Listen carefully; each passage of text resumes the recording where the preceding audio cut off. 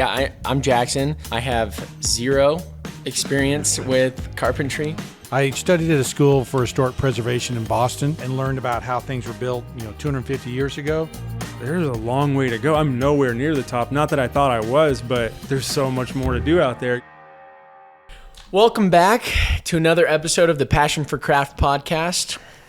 We are talking about a very important topic today, one that I have a lot of questions about for the two of you, and I think this will be a Richard special, if you will, because you are the journeyman, and I don't know much about the topic, but we're going to talk about tools. So the tools that you use on the job, tools you should have. I'm going to ask the question later on, what is your ideal carpentry bag? So for context, we've filmed this video before. So we have done the tools video, but it was our literally second ever filmed podcast. And so, and it sucked. He's just being honest. It's true. And so we are now, revisiting the topic. So, I think the hardest part for this is going to be having that thought of, no, I've already said that, but just saying it. I think that's going to be tough for me. This was one of the original things. It sounding silly, 25 episodes in, and we haven't talked about tools, right? And so if you have a passion for craft, you probably have a passion for tools. For and sure. we haven't even talked about tools. Well, we felt like we had, but you haven't heard it. So part of the original reason why I want to talk about tools is because I think there's a great irony in tools today, in that they continue to get better and better, and as they improve, our craft actually diminishes. This is really funny because it's like we've rehearsed a conversation and now we're like sharing it again. That's how are you feeling that? No, I think since it was so long ago, it's been long enough. Yeah, I just steal trap. So the example is the hammer, right? In that we no longer know how to drive nails and swing a hammer because we've got nail guns. Mm-hmm. And so are we less of a craftsman because we don't know how to swing a hammer? I think in some respects, yes, you are, right? But is the quality of your work diminished? Probably not, but right, and so there's could be argued. Yeah, it's complex, situation. There was I wanted to hear your thoughts on this, both of you guys. There was a video I saw on TikTok the other day. It was how an apprentice swings a hammer versus how a master swings a hammer, or how an apprentice drives a nail and how a master drives a nail. I think I saw that one. You know what I'm talking about? Where the guy, I think it's a tight corner, and the guy is like trying to nail it in. It's like, how many swings does it take him? And the apprentice is like, dinking it in, and it takes a bunch. And then the master, it's like a 10-year on the job guy versus a 1 year on the job. The 10-year on the job guy walks over, looks at it, goes over, grabs a nail gun, and nail guns it in. So he was like, I think the point of the video was like, think harder, not smarter. But it is kind of funny hearing you say they don't know how to drive a nail. No, you need to watch Larry Hahn frame a house. Have you seen Larry Hahn's videos with the Taunton press? Yeah. I mean, is he the guy who juggles and hits the hammer? No, he's a skinny guy, and he's passed away now. But he's just a skinny guy. He's just really knowledgeable in framing. Yeah, he's just like, so what we're gonna do? I'm gonna nail this top plate to this. Just one swing. It's just like, and everyone in the comments these days is like, what? That's crazy. Just like and he's like skinny as me. And that's like crazy. Well, so you see things like that, and it is impressive, right? Yeah. And so that is definitely a skill that we don't have anymore. But you think about from the trim carpentry side, because I was, I'm not that old, but 57. We were. Dang. We were still driving nails, right? And so what do you mean, like back in your day? Like when I first started, it was like nail guns weren't that good, and so there was times where we were nailing with nails, and so when you're nailing up trim and casing on an old house with a hammer, you can't use a waffle head, you can't use a 28. You're actually using a 16-ounce hammer, so the hammers are graduated like. I suspect there's 8 and 10 ounce hammers, but for carpentry they start at 14 or 16, and then they go up to like 22. It's like these are ounces. Yeah. Mm-hmm. And so What is that in metric? so the 16-ounce hammer is the trim hammer that I would use. And when you were nailing these, like an arts and crafts house, I'm thinking of the job, you had to hit the nail right enough to drive it below the surface of the wood without messing up the surface of the wood. Leaving a bruise, right? And so That's tricky. It is tricky. And so, I got much better at it as I continued to do it, but it took me, a few days on the job and you'd do a bruise and you'd be like, oh gosh, and then you'd get an iron out, a wet rag, and you were steaming it out so the bruise would come out. No and so, way. Yeah. So it was anyway. All that being said, right, is the irony of tools, right? Yeah. Mm-hmm. I love tools. I mean, there's nothing better than going to buy tools, Yeah. right? But we get, and this is what I say in my book, The Timeless House Instant Age, is that, we get so wrapped up into how tools are being used, we forget, like that TikTok video, that the right way to do it, bunk, right, and you're done. Yeah. And so the example I used in my book, which has lost its validity because people don't even have compressors and hoses anymore. I remember Is that. it electric now? Yeah, and so Cordless. they have cordless nail guns. Whereas when I was doing it, you picked up a compressor and you pulled hoses out of your truck, and and the example is that someone had a baseboard that was come loose in the house. Mm-hmm. And the baseboards come loose because you're used to using the nail gun and you don't know the nails are gone, and you've been shot 8 times before you realize you're out of nails, and you're like looking back at the board you just shot, going, I wonder if I got nails in there. And you're just Swiss cheesing it. Stick. So you go back to you got to go nail a baseboard back under the house, and you go over there and you pull the compressor out, you pull those, and it's a 30-minute exercise to get set up. You go thunk thunk, and then you walk out, right? Yeah. And if you just had a hammer and a nail, thunk thunk, you'd have been out of there in 5 minutes. Anyway, it's especially today when we have the tools and the jigs and the cordlessness and all this other stuff, you can be trapped at a job site waiting for things to charge, waiting for things to and anyway. And you could just your point is like we've lost the art of using manual tools like regular. Yeah, I'm not saying it necessarily good or bad. Right, I think right. One of the things you learn at North Bennett Street is certainly how to use hand tools again, because that's certainly a skill set that people don't have. But your point is that there's a certain irony to the fact that we're waiting on a tool to charge when it's like we've got 2 things to do. Let's just finish it off with a saw or a. It's just all that stuff, and that you can't hang a door until you get your your hinge jig out, and you can't. You can't do these things without your tools, right? I can't get set up. It's just like. There's an irony there, and in this day and age, is especially troublesome because when you carry it forward. Sorry, I'll quit talking about this, but to this point of the CNC, all right, that we become so reliant on this CNC to cut out our boards and do this thing, we forgot how to do it by hand. And the problem is that CNC machine has a library of 3 bits, right? That we use the A, B, or the C bit, and it's just like. Okay, there's like 1,000 different ways to do that, and you're limited to 3. Right. That's when you bring out Vasil. Yeah, Vasil with his literally just chisel and hammer. Yeah, just come mess it up. What is your comment to that?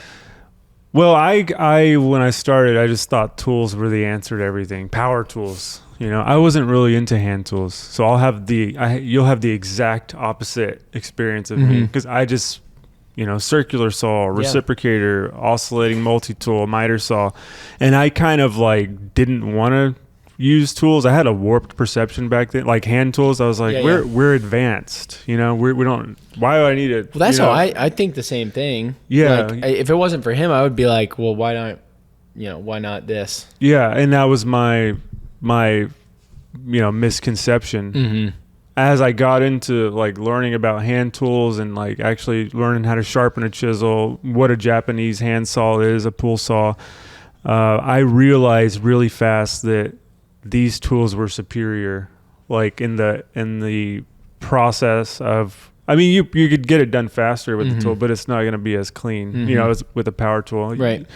So, I've recently come around to like actually just this past calendar year, like buying my first set of good chisels. Like I would always just buy chisels and use them as beater chisels to like knock like a mortise out or something like that, or just to, you know, even like bend a nail over, just junk chisels, you know. But yeah, there's a lot there. The hand tool journey is scary because you go on eBay and look at these things and you just want to buy them all and see what they do. Well, it is more interesting. I think that chisel thing is so interesting because if you have the beater chisel that it has chunks of metal cut out of it where you hit a nail or whatever the thing is, and then you put a good chisel in your hand, and the way it pares away wood, and you're just like, this is like butter, and before you'd have had to hammer through it. Like it'd be like trying to do something with the flathead screwdriver, compared to doing something with a hex bit. Yeah, well, no, a laser cutter. It's when you have a sharp tool, when it cuts well, and when when you're using it as intended. It's powerful. Mm-hmm. It is. Well, the other thing that's ironic about the tools is like if you look at the past, not the past of like the 20s, but I'm talking like just beyond like Greek temples and like old world buildings. I still don't know how they did it. Like wasn't I it don't just know. chisel? Wasn't it just hammer and chisel? I don't know. It's especially just crazy. Like for marble and stuff, right? Yeah, like how do they make all these structures? And it's crazy. Like this guy on YouTube goes into like the ruins of Egypt and stuff, and he shows like marble boxes that like almost look like they were cut by like modern machinery, but they're just out there in these ruins, and they're so precise. Wow. And to me, that's the most amazing thing, because I'm like thinking back then, like how I'm just like I don't know. Yeah, it's the thing that always freaks me out when I see those things is there's no mortar in those. The stones as big as this table, and they're just sitting right down on top of each other. No mortar. Right? And how did they lift it up? Yeah, and today you think about a brick and them having a 3/8 inch or 1/2 inch mortar joint between, right? And part of the reason for a mortar joint is a buffer between things that don't fit. I mean, that aren't even. I told you about that job in Dallas where the architect came in and said, wait, you got to stop what you're doing. And they're like, why? And they go, your mortar joints are too big. We're like, what are you talking about? They're 3/8. He goes, they need to be 1/8 of an inch. And they were like, 1/8 of an inch, and stop the job. They had to pull the stones apart. They had to change their tolerances so that they could get down to 1/8 of an inch. Wow. And so he goes, well, they were like, why? He goes, because that's how it's going to last 450 years. Is if the mortar joints are only 1/8 of an inch. If they're 3/8 or get washed out, they don't last as long. And you're like, oh, you're talking about 1/4 of an inch makes that big a difference. And that's he was an architect who built and studied things that were 1,000 years old. How does a building like that last that long? Well, little things like the mortar joints are only 1/8 of an inch, or there is no mortar joint. Yeah, if I could get in a time machine, I would go back and look at how these things were built. All the civilizations. Like even if you look at the Pantheon and all that. Well, it wasn't built in a day. Well, I know. I just like even the other crazy thing. I was studying the Pantheon. This might be a little off topic, but I was studying the Pantheon a little bit the other day. In that inscription on it, it says Marcus Agrippa, the son of Lucius, 3 times consul, built this. I was like, that's such a freaking awesome inscription. Yeah, because he's like, I did this. I'm like, what? That's crazy. One of the most iconic how did you build it? With what tools? I may be going on a rabbit trail, but I just don't know tools. What tools they had. On the point of I don't know what tools. I truly do not know what tools I need as a carpenter, as like an entry level carpenter. We can help you with that. Well, so I would love if y'all would help me put together like a beginner tool bag or something like this, because so we are in the midst of a stool building competition. Looks like we've just gotten past the design phase, even though the stools were due today. So we'll figure that part out later. But all I'll say is I looked up a lot of stool building videos on YouTube. My first stool was from a build your own stool kit, and it was it's a great stool. It holds up, but it is not well crafted. And so I wanted to craft a really good one. And in all of the stool building videos, there are so many tools that are required. Oh yeah. That I just didn't realize were even a necessary tool. And I would have said that you've equipped me pretty well with a good set of tools. Like Very basic. you told me I need a hammer, I need a saw, right? Those are like I need a hand saw, and a hand hammer, not a jackhammer. So, but I need those two things. And then you also outfitted me with a circular saw, poor quality, I might add, a reciprocating. Is it which one that does that? Reciprocating. That's the oscillator. Oscillating saw, and then a sawzall as well. Yeah. So, got all those things. I bought myself a jigsaw the other day, and so What kind did you buy? Bosch. Okay. I bought the Bosch are same one good. that you have. Okay. Bosch Yeah. are good. Yeah. I was following in the tool snob's footsteps, so I was really trying to. I want to get into Wakita, but what is It's it? milled with. I have Milwaukee- Dawaki and Dawakita, Dawaki, but yeah. I'm on a new journey of really tools. Yeah. okay. Well, look, We need to get into that. Yeah. I was trying. Yeah, I want to hear about all the tools, but I will say I'm trying to do these videos, and I thought I was well outfitted on tools. Like I definitely have more tools than your average guy. I'm the guy that people go to go, hey, can I borrow a tool? I'm like, yeah, I got you. Wait. Okay, let's Sorry, qualify that statement. amongst my friend group. Okay, all amongst these your guys are like, Okay. hey, do you have this tool? And I'm like, I got that tool. Among a group of people that Among a group that of don't do novices, anything. yeah, That don't do anything. You've got the best tools. Okay, I do. That's good. I do. That's So the that's carpenter's qualifying. son has the best tools, but I'm watching all these tool videos, and I'm like, I have no tools. Like, Yeah, no, all I the would have videos- said he has like the bare minimum. I He have barely nothing. has any tools. I have and to hear nothing. him say that is like, what? Well, okay. So I'm watching these videos. These guys have hand planes. These guys have like actual like shop tools. And they're like, this is how you build a beginner stool. And I'm like, you've got a shop tool. Like, what am I supposed to do First, here? we're gonna take it to the bandsaw. Well, and yeah, they're like using like a belt sander, and they're like, we're just gonna sand down this piece really quick. And I'm like, I can't do that. I got an like, edge sander. Anyway, I am at a loss. I would love to know the basics toolkit that y'all have. I know that's a little bit I later. tried would to love do hear this it, for a but- YouTube video, and I realized that there are toolkits for different things, right? Fair. Like if like a furniture builder toolkit, well, a trim carpentry. if you're going to be a drywall guy, you have a different set of tools than a Yeah. framer versus a trim carpenter. My whole unique thing was trim carpentry and restoration. Okay. So I had a whole different little set of tools, but basic set of tools that you need, what is it? You need the hammer, which Okay. you already have. You need pry bar. You're gonna I need have one of those. You're gonna need some different ones Yeah. for You need reaching about and The long one, and I have a short 5 one. to 10 of them. yeah. I have You're two, gonna so I'm need short there. like delicate ones and more Yeah. demo ones. Yeah.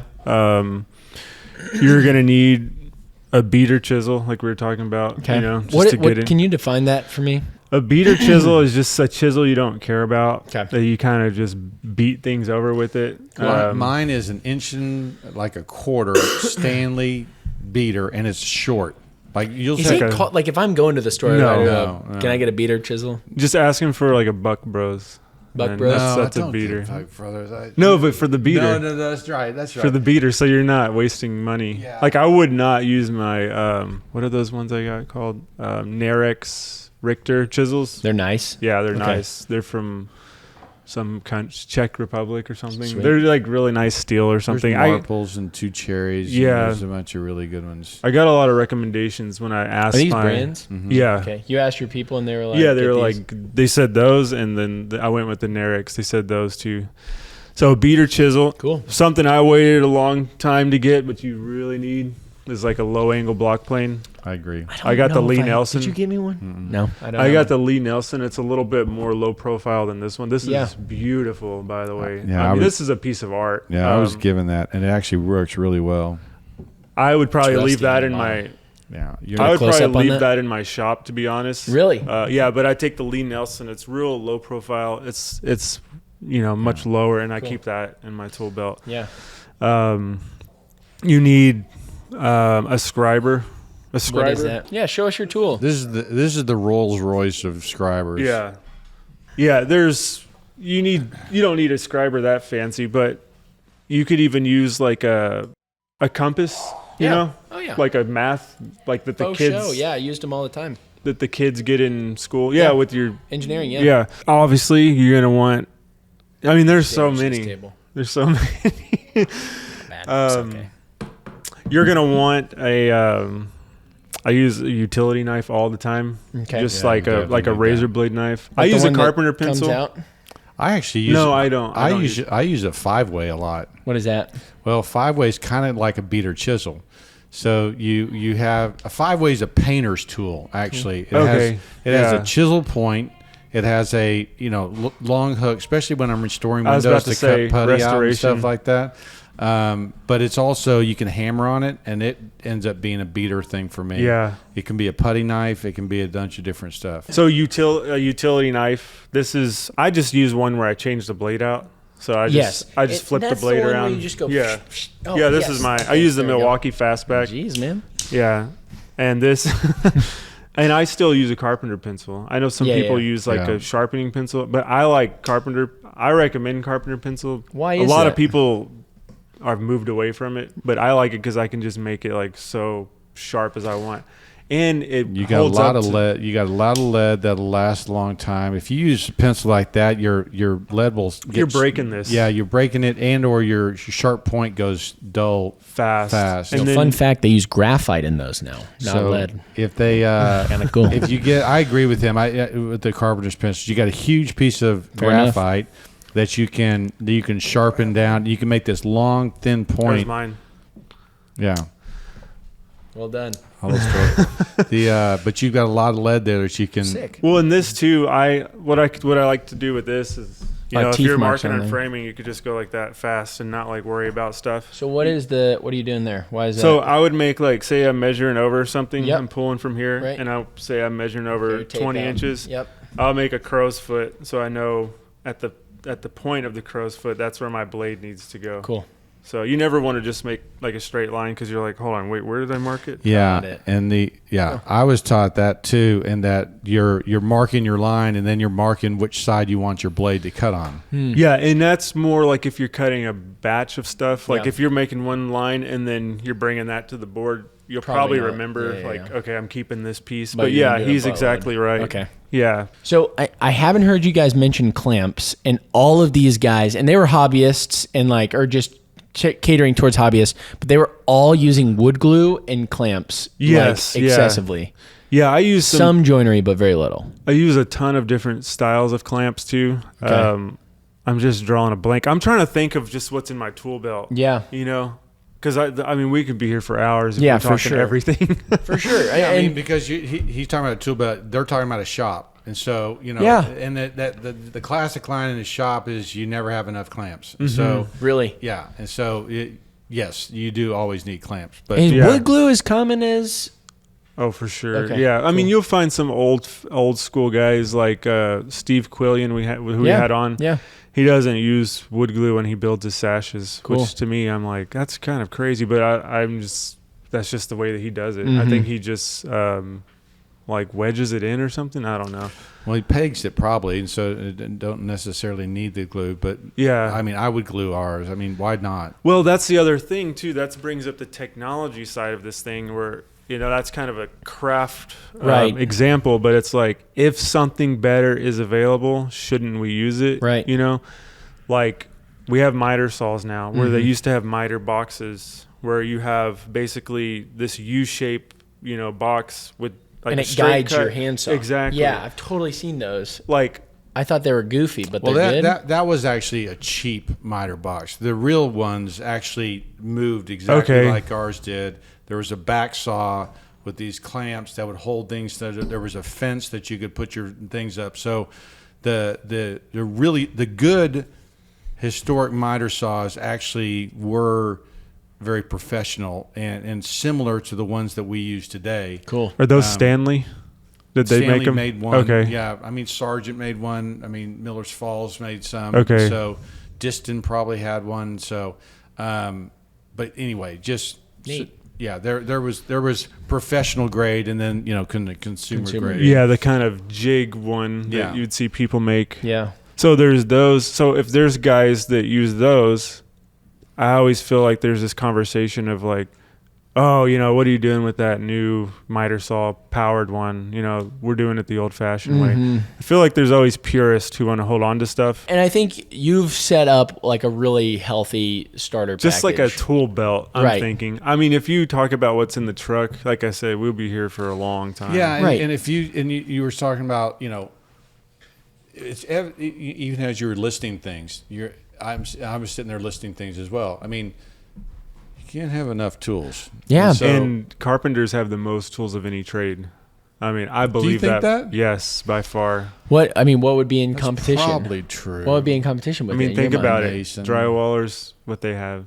Framers. Plumber. Not much, really. A bucket and maybe a tool belt.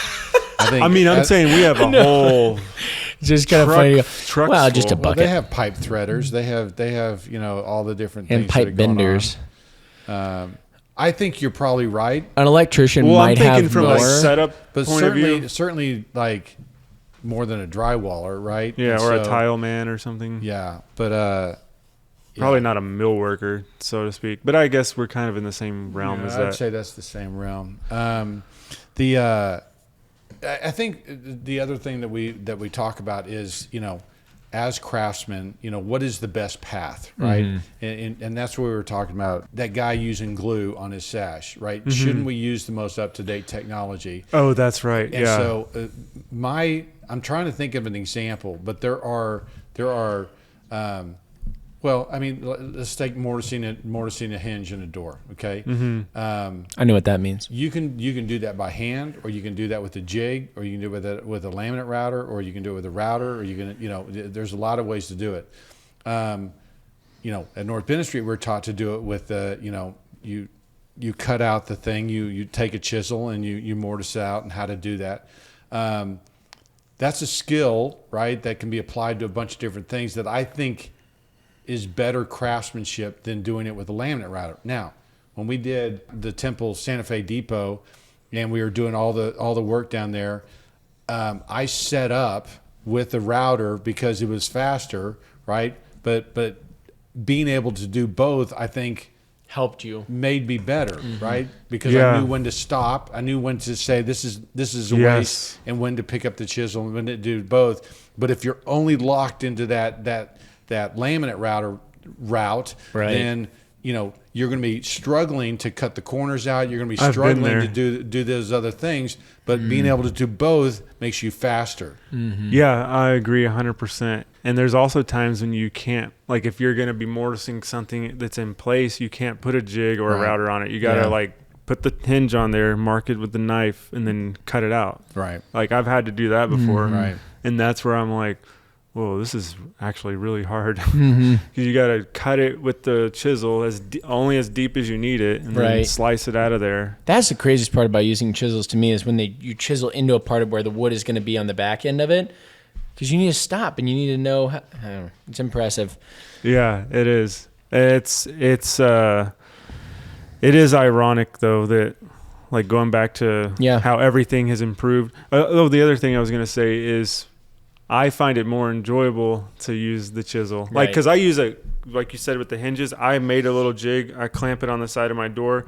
I take the router. I route out, the majority, and then I leave the jig there, and then chisel the corners. And I always find it just so much more enjoyable to use the hand tools versus like, this loud freaking oscillating tool, which is like the worst tool. Well, Yeah. if you look at hinges just staying there, probably in the 80s or 90s,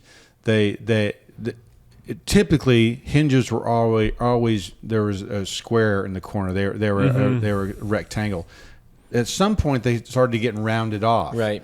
Why did they get rounded Because off? routers are round. Because routers Yep, are round, and you're they, exactly and they, right. they Yeah. didn't have to go in there and chisel corners. And so the hinge makers started making rounded corner hinges so that it'd be faster, right? So it'd fit flush. Which So I'm not a fan of. I'm not a fan to of be they're honest ugly. with It you. does look right? weird. And so that was just an example of one of those things.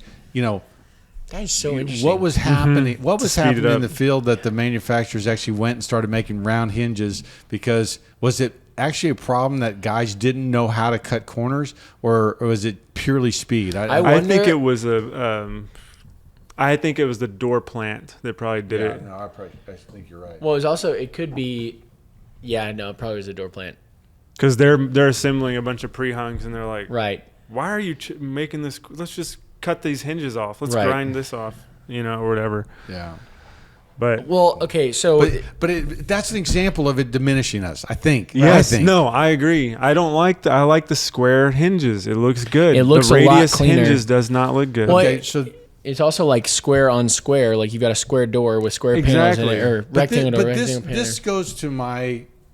I'm kind of a Luddite, right? I like the old ways of doing things, but and this goes to cabinet doors as well. Mm-hmm. Cabinet doors with European hinges, I don't think are as good looking with cabinet doors with butt hinges. Okay, I go into those historic houses, and the butt hinges are big and beefy and fat, and they have a great finial on them, and they're better looking. A butt hinge is going to last 100 years at least. A European hinge lasts 15. So you like big butt hinges. I like You see that butt. thing over there? And you Those are cannot butt lie. hinges. There's one in that cabinet door over there. Oh, okay. And so it is, now wait. So me saying that, right, do people look, I know that is one of those triggers that is a Brent Hullism that I push my guys on, and I'm just like, we're not doing that cabinet door. We're not doing this thing. And I end up having these stands on, stuff that this is how I educate customers. This is how I talk to clients and things like that. But I also sit there and admit that this is stupid, right? In some respects. And so I don't know. Go ahead. There's something to holding strong to something so that the next thing doesn't happen, because what inevitably happens is you cut one corner, and then that corner ends up getting cut again, and then that corner gets cutting that's again. where we get and where that's we where are. we get exactly. And so there is something to be said about, we need someone who's going to be like, no, we need to do it this way. But I think it's important for everyone to understand why. And if you don't understand why you're doing something, that's maybe where you can ask the question of like, well, maybe why not? Because with wood glue, as an example, why are you not using wood glue? Do you understand why you're not using wood glue? In your example, you're able to explain why, whereas in the wood glue example, it's like, is there a reason? And maybe we could ask Steve, because he may have a reason why he doesn't use wood glue. By the way, Yeah. just a quick aside, people loved that episode. Oh, nice. You were anxious about people not liking it. People loved that episode. I know, it was one of our best performing ones in That's terms of awesome. comments, which is great. Just FYI. Yeah. That's It's hilarious. awesome. Like, we're always like, is that one going to work? Is that one not going to work? And we were like, yeah, maybe. We'll see. And then, so we've talked a lot about power tools. What about shop tools? Is there a difference there, like in shop tools I should pick up if I'm going to assemble like my first shop tool? Should I just go buy the nicest Stanley out there, or DeWalt, or? Well, you'd probably start out buying job site tools Okay. that you could use in your shop. Okay. Like you could buy the DeWalt table saw or the Bosch or whatever brand preference you have. And that could be a good, job site. I mean, that's what I did. That's why I'm Yeah. bringing it up, because when you're starting out, you're kind of like, I don't know a whole lot about tools and I don't have a lot of money to spend on tools. Right. But yeah, I would say those are kind of two different ones. But basically, if you wanted to start a good shop, you would just need like a good cabinet saw. Yep. Like table saw is going to be the best thing, the first thing most people get. Then it's going to be like a bandsaw, so you can resaw lumber and just rip stuff that's rough. Which one's the bandsaw? What is that? It's a big. Oh, it's the big, the okay. big yeah, loop. Yeah. And then you're going to want joiner and planer and miter saw. That's what I have, and dust collection for When sure. I first set up my shop, when I got back from North Bennett Street, I had a joiner, planer, table saw, bandsaw, and I didn't have a shaper. Do you have a shaper? I do. Yeah. So then I ended up getting shapers. What's a shaper? What does that do? It's like a big router. like a router on steroids, Yeah, it has basically. a bigger more motor. horsepower, Okay. bigger cutter heads. Bigger cutter heads. Cool. Yeah, it just allows you to do more. Dust collection, though. And then Dust collection. Yes, I mean you can get cheap dust collection from Harbor Freight now for like $200. I don't like Harbor Freight. I got a know, bad but if you're experience starting with them. out, I know they're not good for tools like Yeah. quality tools. But I'm just saying a dust sucker is just sucking Yeah. air, so it's not like it's any quality issue. But Right. if you want, you can go to Woodcraft and spend a little more. yeah, exactly. Well, last time we did this episode, you were explaining how as especially shop tools have developed and moved up, you have increasingly bought older and older shop tools because they were made out of solid metal and they were machined pieces together, whereas now it's like made out of plastic, and you maybe wouldn't it's not recommend plastic, it. but it's sheet metal. And so what at the base of a shaper historically had, if you look at pre-1970 machines, Yeah. 50s, 60s, is a cast iron base. Okay. And Solid. It's solid. You could just And put your whole weight into it. Yeah, and the if you put your weight into a new shaper today, that thing would tip over, right? Because there's a little bit of cast iron in the base, but then it's all sheet metal above that, maybe a cast iron top, and so those old machines are heavier duty. The motors last forever. And Wow. They just run and run, and they just purr like a kitten. So, Yes, that's it's so just true. it's. That's why we like to buy old machines. Now, Yeah. I'm not saying all our old machines are old, but a lot of them are. And even there are new machines that are really good Yeah. still too. Yeah, but they're, no doubt. They're very expensive though. I think you could find better stuff older, like as far as like a value Yeah, yeah. standpoint. Because my combination unit, which is a table saw, it's a panel saw, like a sliding table saw.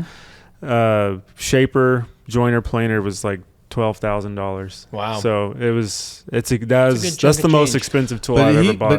But he bought that tool because it was an all-in-one that could fit in his garage, Yeah. right? And so now you're making accommodations for, like, if he had a Space. bigger shop, Yeah. I would have said you Oh, need to for buy sure. individual pieces of all Because that. it probably would have cost about the same. It would have been more, More. to Yeah, do it it that would've way. been But more. worth it. Oh, for sure. In your Well, mind, okay. if you're doing production like what they're doing, Yeah. I mean, Well, think you about would it. not be able to use yeah, my thing. Yeah, because Well, because you need 4 guys doing the jobs individually at their own And stations only all one at guy once. can do one function at a Right, time. correct, yeah. So if he planes something and he has to tear his machine down, move his fences Yeah. and everything else to saw it, and you're just like, that's not efficient. Yeah, for what I'm doing, it's fine. Yeah. Yeah. And for my garage, but no, you would not want to. You wouldn't be doing making a business with that. Right, You know. Right. correct. This is me. This is kind of like a hobby thing. Yeah. It just so happens that my hobby lines up with my job, like my career. Totally. Well, I think it also makes sense, just given your YouTube channel, to be able to do some things at a home shop and Oh, show for like what you're sure. doing, Yeah. and then to do things not at a home shop. So you don't use any like automated machines, right? You don't use any of those. No, we bought a. He would never. We, use Yeah, we, yeah. we bought a CNC. When we bought the shop, that was a production cabinet shop. We inherited a Como CNC. And you just sold it, 2 right? summers So it's ago- not his Got fault. rid of it. He's justifying Yeah. it. I'm joking. 2 summers ago, we bought another CNC, which I had a YouTube video, my dirty little secret, because I had always been against the CNC. The reason why is because I would see people go to the show, and the sales pitch was, you have this machine, you don't need your best guys anymore. And I talked to people, and I saw shops where they fired their best people because they bought a CNC machine. And that's how you picked up some of your best So people. the sales pitch of those things is that, I had for years, I had in my talks a Laguna ad that said the lazy man's answers to riches. And so to do this, Steve kicks back as if this machine did everything, right? Yeah. And so you could be lazy and still get rich. Right. What Well, a I value mean, statement. yeah. It's just, it's That is terrible. preaching the death of craft, right? That is It's literally just- saying, it's everything hey, that's bad. And so don't work. I have been against CNC machines, Right. right?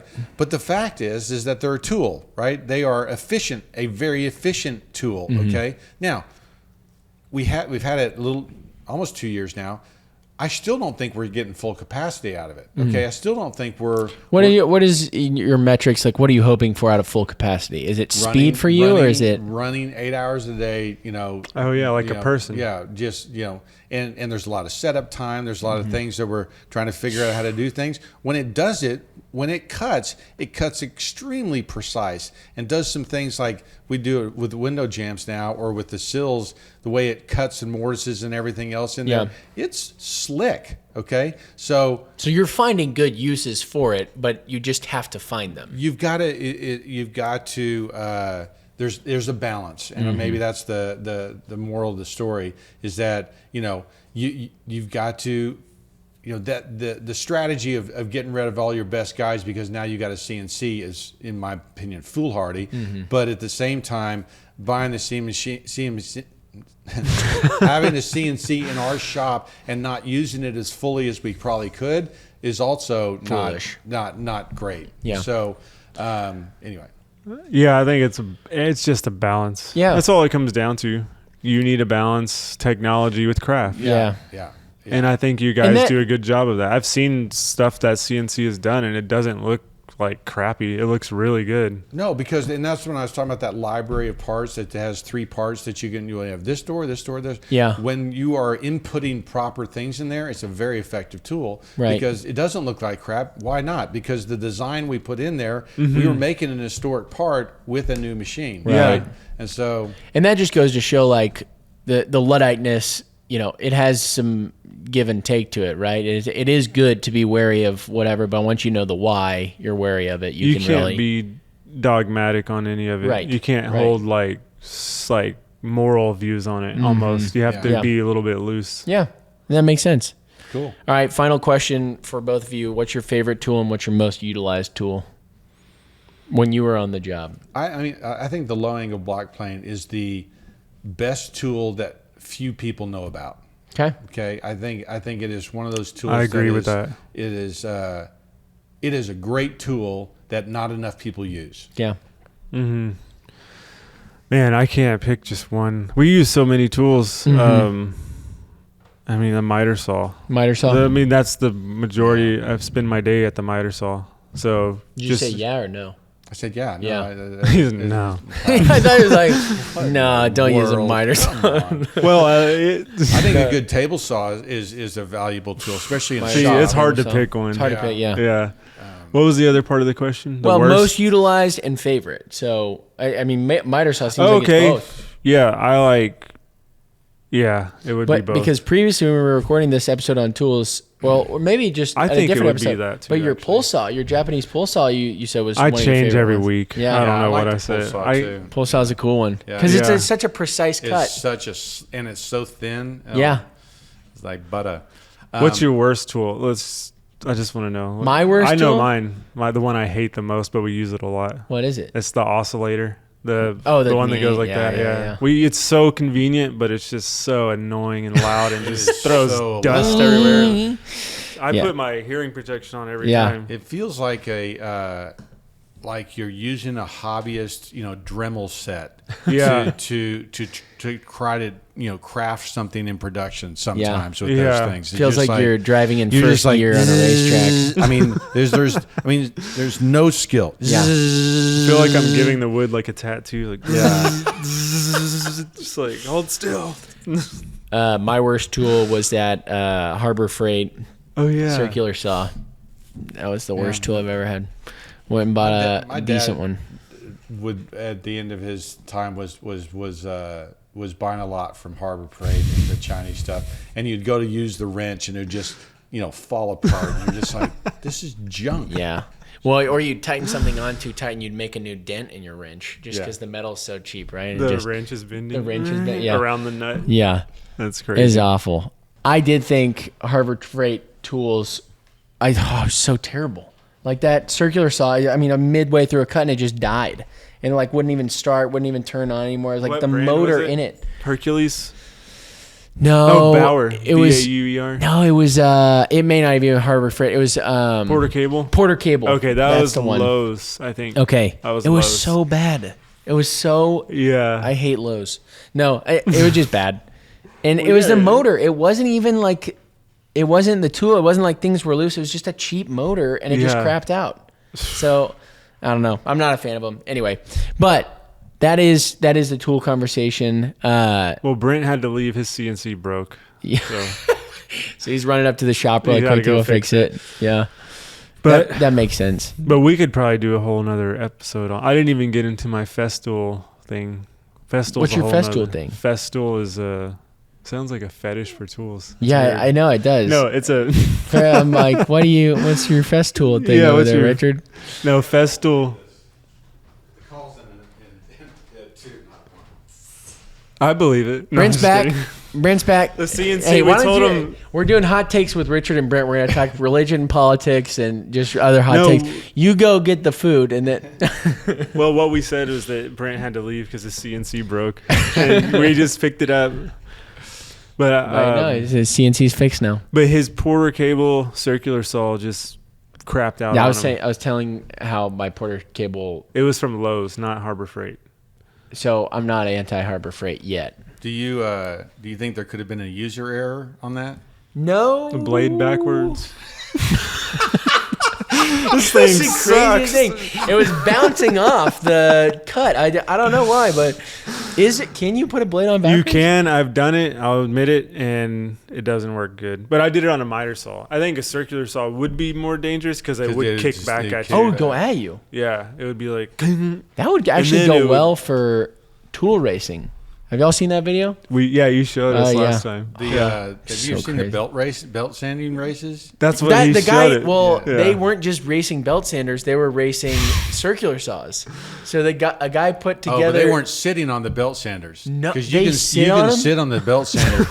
a 4-inch Porter cable belt sander. I've ridden through a shop. like online. That is skates, like crazy. skating. It's just like you get on the thing and it And starts taking off. It's like those tiny tricycles, like the old men Yeah. riding Yeah, the yeah, tricycle. Well, no, in this video, the guys all went to a Lowe's and they bought a different power tool. And so one of them did a belt sander, and that guy ended up winning. Another guy did 2 grinders and metal grinders and put them facing so opposite dangerous. ways, and just it took off. It ended up cutting its own cord, so it didn't work. But they put it was a grinder that they put a table saw on. So it That's had like a crazy. circle. And then the other guy had a circular saw. But they had a piece of wood and they just rode through that. So zip tied it down, plugged it in. Yeah, so if Crazy. you get a 4-inch wide belt sander, It will just zoom. you can zoom. You can ride Pretty on cool. it. So So I know what I'm doing later today. fun stuff. But yeah, thank you for watching the Passion for Craft podcast. Wait, sorry. Do you want to share about your festivals? Oh, my tool fetish. Your tool fetish? No. Yeah. Yes.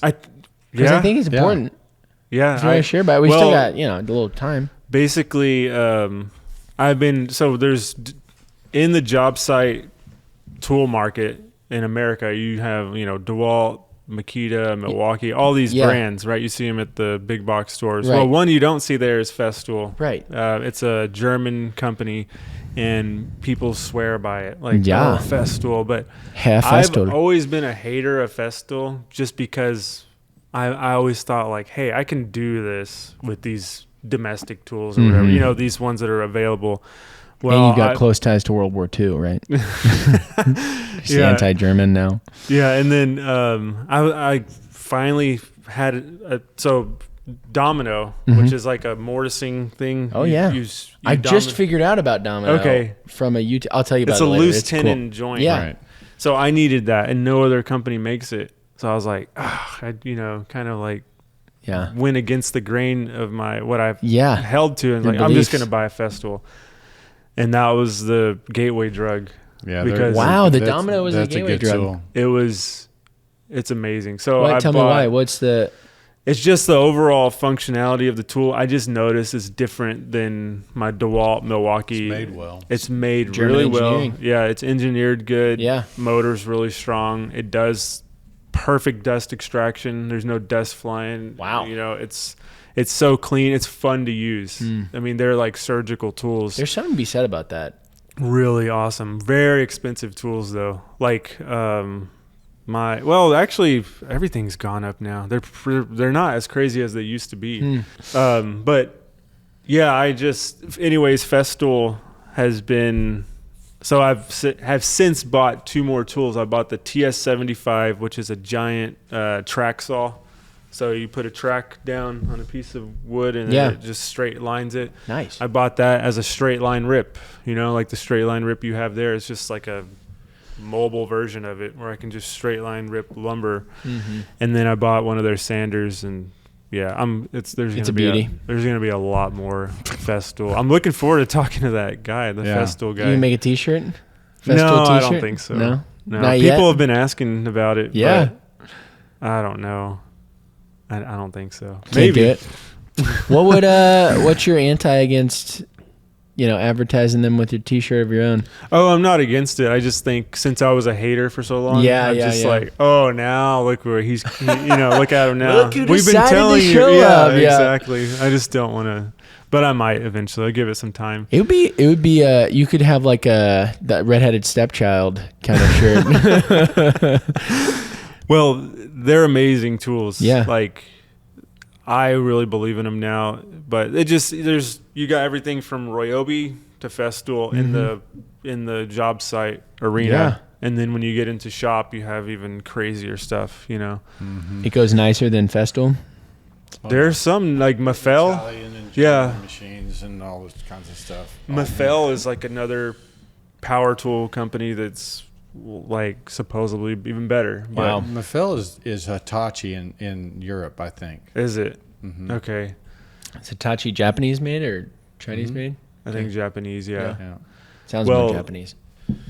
There's a whole realm of tools. And I think for our viewer, like, I think we've hit the range of tools that we're mainly dealing with, right? Like, yes, some of those higher end tools exist, but that is more on the shop side, which I think our viewer is typically less shop, more on job site. I think so. Job site level, and maybe. I mean, I think there's a couple of shop level people out there. Which is great, there are. But we got all kinds of people. We do. We have a big spread. We have a big spread, which makes sense.